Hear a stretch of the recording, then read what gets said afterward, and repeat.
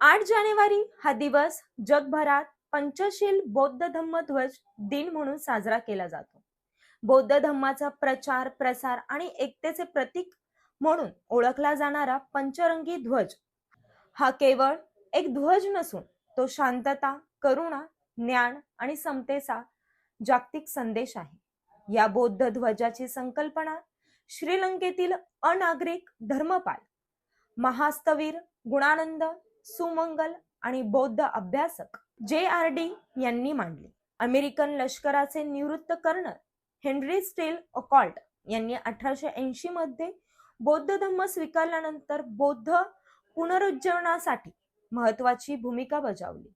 त्यांच्या प्रयत्नातून श्रीलंकेत सुमारे 400 बौद्ध शाळा आणि महाविद्यालयांची स्थापना झाली आणि बौद्ध धम्माचा प्रभाव वाढू लागला. 1885 साली श्रीलंकेत कोलंबो समिती स्थापन झाली. या समितीने निळा, पिवळा, लाल, पांढरा आणि केशरी या 5 रंगाचे उभे पट्टे असलेला बौद्ध धम्माचा ध्वज तयार केला. 28 मे 1885 रोजी वैशाख पौर्णिमेच्या दिवशी हा ध्वज प्रथमच फडकवण्यात आला. पुढे हा ध्वज आडव्या स्वरूपातही स्वीकारण्यात आला आणि आज जगभरातील बौद्ध परंपरा व संस्था याच स्वरूपाचा ध्वज वापरतात. 1950 मध्ये कॅन्डी येथे झालेल्या जागतिक बौद्ध महासंघाच्या बैठकीत या ध्वजाला अधिकृत बौद्ध ध्वज म्हणून मान्यता देण्यात आली.